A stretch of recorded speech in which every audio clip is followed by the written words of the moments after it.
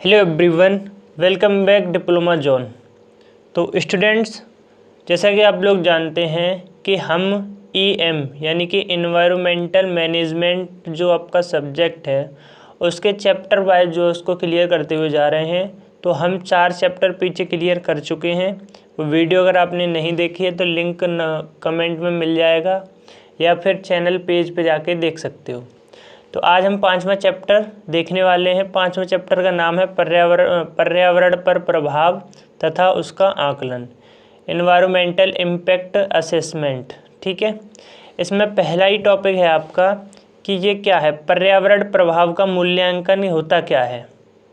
आकलन या मूल्यांकन एक ही बात होती है। ठीक है, देखिए, पर्यावरणीय प्रभाव का मूल्यांकन एक ऐसी प्रक्रिया है जिसके अंतर्गत किसी परियोजना को अनुमति देने से पहले उसके विभिन्न पर्यावरणीय प्रभावों का अध्ययन किया जाता है।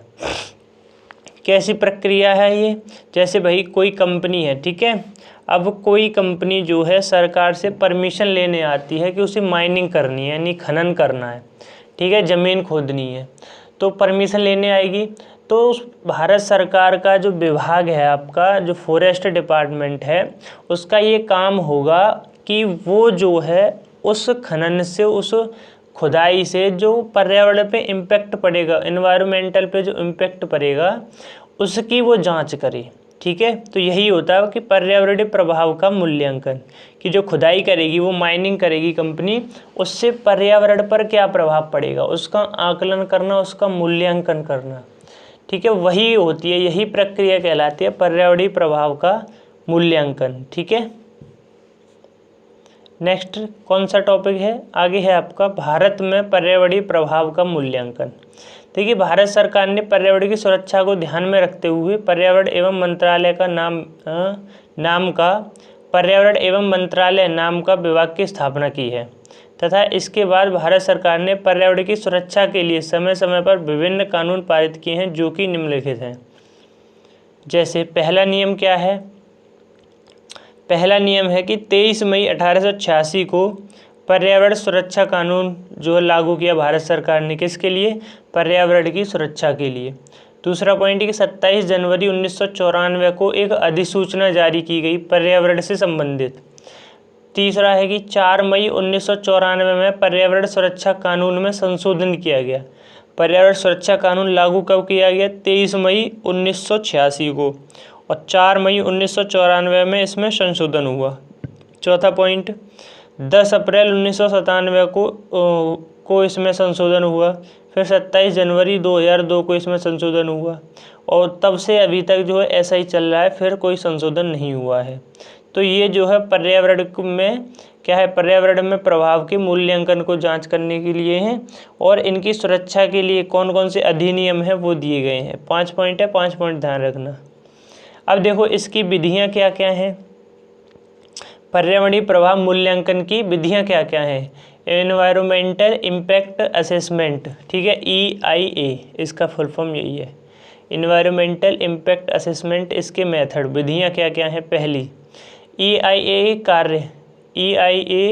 के कार्य निम्न पदों में पूर्ण किया जाता है। पहला, प्रारंभिक छानबीन, और प्रारंभिक छानबीन होती है पहले। इसके अंतर्गत इस बात की जांच की जाती है कि परियोजना हेतु आए हुए प्रस्ताव को क्या सच में EIA की आवश्यकता है या नहीं।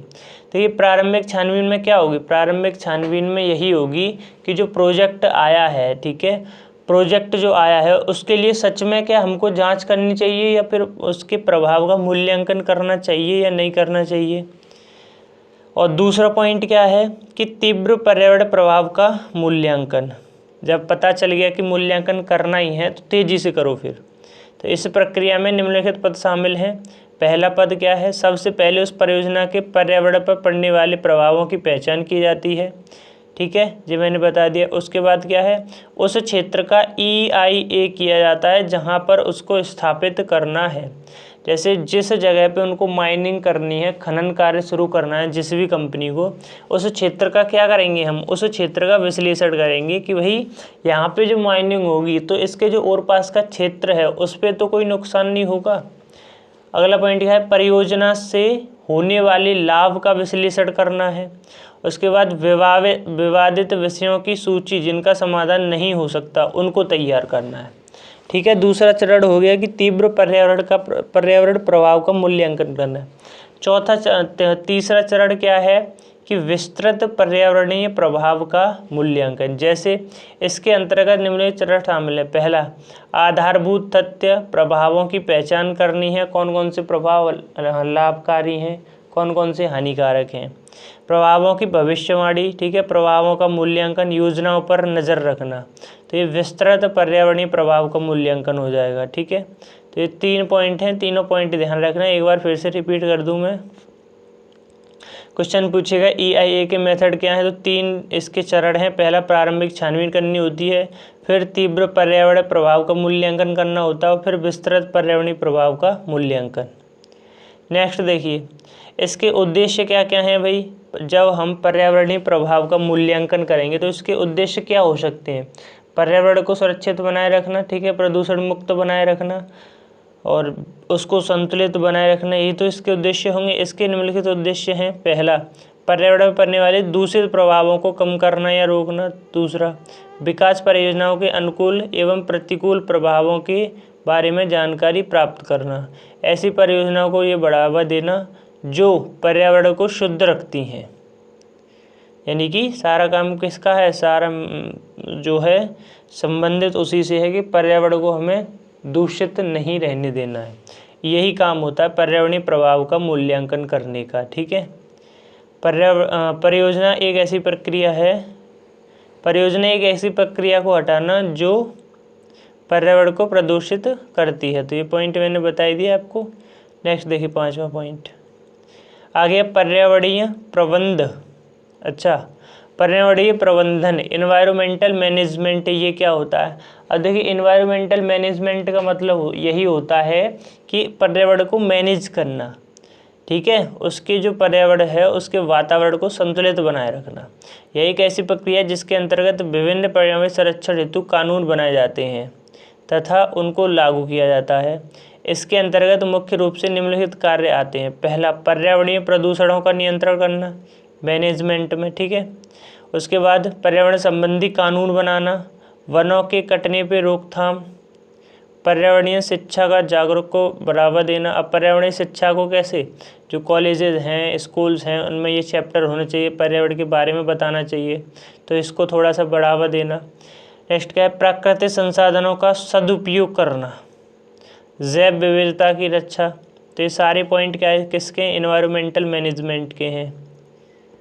नेक्स्ट है, एनवायरमेंटल मैनेजमेंट के पार्ट कौन कौन से हैं, अंग बोले तो इसके मुख्य अंग निम्नलिखित हैं। पहला, पर्यावरण प्रभाव का आकलन या मूल्यांकन करना।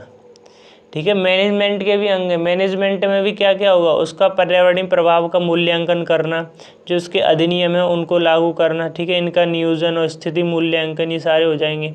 पर्यावरण अधिनियम में प्रशासन, पर्यावरण नियोजन, पर्यावरण स्थिति का मूल्यांकन, तो ये इसके अंग हो जाएंगे। आवासीय परिसरों का EIM, आवासीय परिसरों का EIM मतलब जो आवासीय घर होते हैं, मकान होते हैं, उनका EIM का मतलब है कि पर्यावरण प्रभाव का मूल्यांकन। ठीक है, आवासीय भवनों का या आवासीय जो भी चीज़ है उसका पर्यावरण पे क्या प्रभाव पड़ रहा है उसका मूल्यांकन करना, इसका ये मतलब है। जैसे घरों से निकलने वाला धुआं वायु को प्रदूषित करता है, घरों से निकलने वाले ठोस पदार्थ मृदा प्रदूषण को बढ़ावा देते हैं, घरों से निकलने वाला गंदा जल प्रदूषण को बढ़ावा देता है, दिमाग कार्य के दौरान अधिक शोर से ध्वनि प्रदूषण होता है। तो ये किसका आकलन है, किसका मूल्यांकन है, ये आवासीय परिसरों का। ऐसे ही बांध का होगा, बांध एवं जलाशय, उनका क्या क्या होता है, उनके कारण पर्यावरण पे क्या प्रभाव पड़ सकता है। उसके कारण आसपास के क्षेत्रों में बाढ़ आने का खतरा बढ़ जाता है, बाढ़ से पेड़ पौधे समाप्त हो जाते हैं जिससे वायु प्रदूषण होता है, बाढ़ से नदियों का सही तरीके से ना बहना जिससे किनारों पर जो मृदा है उसका कटान हो जाता है, मछलियों को रहने के लिए उपयुक्त स्थान ना मिलना जिससे उनकी संख्या में लगातार कमी हो रही है बांध के कारण। ठीक है, ये बांध वाला हो गया। ऐसे ही नहरों का, नहरों के कारण क्या आपका इफेक्ट पड़ता है पर्यावरण पे। नहर परियोजनाओं के लिए वनों को काटना, ठीक है, जिससे वायु प्रदूषण होता है। नहर परियोजनाओं के लिए कृषि योग्य भूमि का समापन हो जाना। नहर को तैयार करते समय बीच बीच में आई मानव बस्तियों को और कहीं स्थानांतरित करना, तो ये नहरों का जो है समस्या है। कभी कभी नहरों के आसपास बाढ़ का सामना करना पड़ता है। रेल मार्ग में भाई क्या है, रेल मार्ग कैसे इम्पैक्ट डालता है हमारे पर्यावरण को। रेल मार्ग बनाने के लिए बहुत से घने वनों को काटना भी पड़ता है, बिल्कुल सही बात है। ट्रेन के शोर से और कंपन से ध्वनि प्रदूषण होता है। रेल मार्ग को तैयार करने के लिए बहुत सारी लोह धातु, जो लोहा होता है वो चाहिए होता है, ठीक है। लोह अयस्क का, जब लोह अयस्क चाहिए तो फिर खनन का काम ज़्यादा होगा, ठीक है, भंडार में कमी आएगी। उसके बाद रेल मार्ग के लिए कृषि योग्य भूमि का विनाश हो जाना, ठीक है। अब नेक्स्ट क्या है, राजमार्ग।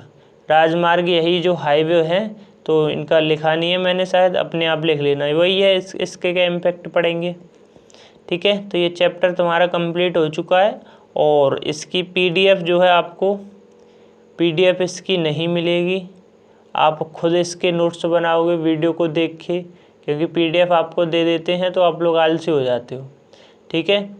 तो पीडीएफ नहीं मिलेगी, खुद नोट्स बनाना। चलिए, आई होप आप अच्छे से पढ़ रहे होंगे और ऐसे ही पढ़ते रहना। जल्दी हम इसको ख़त्म करके फिर CMAED को शुरू करेंगे। चलिए, जय हिंद।